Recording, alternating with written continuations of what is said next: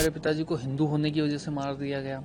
आज कोई साथ नहीं देगा तो कल और ये हादसा होने से कोई बचा नहीं पाएगा। आज तो मेरे साथ हुआ, कल और किसी के साथ होगा। इस फिल्म का पैसा एज ए प्रोड्यूसर मैं कॉमर्शियल एंगल से मेरे पास नहीं रहेगा। मैंने उनसे कमिटमेंट किया है कि जो फिल्म की कमाई होगी को 200 रुपये टिकट खरीदेगा तो 50 रुपये कन्हैयालाल परिवार के हैं। उदयपुर में हुए कन्हैयालाल हत्याकांड पर बनी फिल्म 27 जून को रिलीज होगी। जयपुर में फिल्म पर बात करते हुए कन्हैयालाल के बेटे यश ने कहा कि इस हत्याकांड को 3 साल हो जाएंगे, लेकिन हमें अभी तक इंसाफ नहीं मिला। वहीं कन्हैयालाल की पत्नी और फिल्म के डायरेक्टर ने ANI से बात करते हुए क्या कुछ कहा, सुनिए। तो मैंने जब मेरी फैमिली से पूछा, मैंने मेरी फैमिली को बताया कि वो इस वजह से बनाना चाहते, तो फैमिली ने हाँ कर दिया। देन मैंने अमित जी को भी हमारे रियल नाम यूज़ करने के लिए हाँ कर दिया था। अभी पुलवामा में जिस तरीके से धर्म पूछ के जिस तरीके से हमला किया गया, वो भी उसी तरीके से हमला है। देखिए, एक इंसिडेंट जो कि 3 साल पहले हुआ था मेरे पिताजी के साथ, जिसमें शायद मेरे पिताजी को हिंदू होने की वजह से मार दिया गया। उसी तरीके का अभी जो पहलगाम में हुआ है, जिसमें 28 लोगों को सिर्फ उनका धर्म पूछ के मार दिया गया। तो मारने वाले लोगों के लिए मारने वाले जो लोग जिस धर्म के हैं, तो हमें तो वही लगेगा ना कि वही सब आतंकवादी है। और क्या कहना चाहेंगे इस फिल्म के बारे में? ये जो फिल्म है, इसके जो डायरेक्टर प्रोड्यूसर अमित जानी जी है, इन्होंने हमें इस मूवी का जो नेट प्रॉफिट है उसका 25% कंट्रीब्यूशन के लिए बोला है मूवी एंड के आफ्टर एंड अभी हम यही चाहते हैं कि हमारा जो केस है, ठीक है, उसको चलते चलते आज 3 साल का समय हो गया। 3 साल के समय में हमसे मिलने वाले बहुत से बड़े बड़े नेता लोग, जिसमें राजस्थान के CM भी शामिल थे और भी अलग अलग लेवल के नेता लोग थे। सभी ने हमसे बहुत बड़े बड़े वादे किए कि हम लोग आपके साथ है, आपके जो केस है उसको फास्ट ट्रैक में ले जाएंगे, 3 से 6 महीने या साल भर के अंदर आपके जो पिताजी के हत्यारे हैं उनको उनके अंजाम तक, मतलब फांसी तक पहुंचा के रहेंगे। बट आज 3 साल हो गए उस बात को, अभी भी उस चीज़ का हमें ये आश्वासन नहीं है कि हम इन लोगों को कब फांसी की सज़ा मिल रही है। अरे यार, जब सब कुछ सामने है, ठीक है, उनकी बनाई हुई वीडियो है जिसका FSL सामने आ गया है, वीडियो रियल साबित हो चुका है, तो फिर अब किस बात की देर है कि इतने जो सिंपल केस है जिसमें सब कुछ सामने दिख रहा है उसमें सीधे सज़ा दी जा सकती है। NIA जो है वो सेंटर की एजेंसी है, ठीक है, सीधे मोदी जी और अमित शाह इसको कंट्रोल करते हैं। जस्ट वन कॉल, वो एक कॉल पे इस केस को ख़त्म कर सकते हैं, इन लोगों को सजा दिला सकते हैं, हम अच्छी तरीके से जानते हैं। तो मैं मोदी जी और अमित शाह से आपके चैनल के थ्रू यही कहना चाहूँगा कि अभी भी 3 साल भी बहुत ज़्यादा समय हो गया, अभी भी इस केस को फास्ट ट्रैक में ले जाकर इन अपराधियों को जल्द से जल्द फांसी की सजा दिलाई जाए। ये फिल्म बनी है तो मैं चाह रही हूँ कि जल्द से जल्द उनको फांसी मिल जाएगी। ये देखने के बाद जागरूकता उठ जाएगी, यूँ कि हमको भी थोड़ी शांति मिल जाएगी।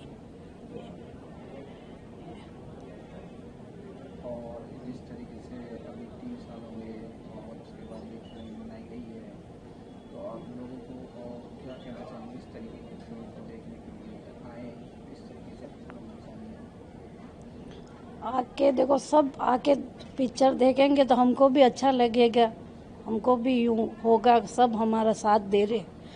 आज कोई साथ नहीं देगा तो कल और ये हादसा होने से कोई बचा नहीं पाएगा।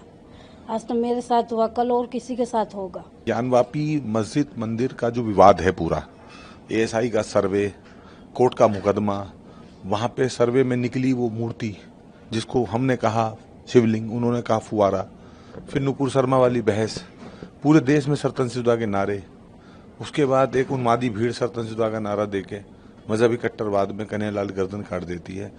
सब कुछ दिखाया है, किस तरह टारगेट किलिंग की जाती है, किस तरह फंसाया जाता है, षड्यंत्र का शिकार किया जाता है, वो सब हमने दिखाया। कन्हैयालाल जी के परिवार के एक शख्स की हत्या हो गई, ये सबको पता है, लेकिन परिवार कैसा था, आचरण कैसा था, स्वभाव कैसा था, उदयपुर में व्यवहार कैसा था, जिन लोगों ने मारा है, मरवाया है, उन लोगों की कितनी आर्थिक मदद की थी, कब कब कन्हैयालाल जी तो बिल्कुल सेकुलर व्यक्ति थे।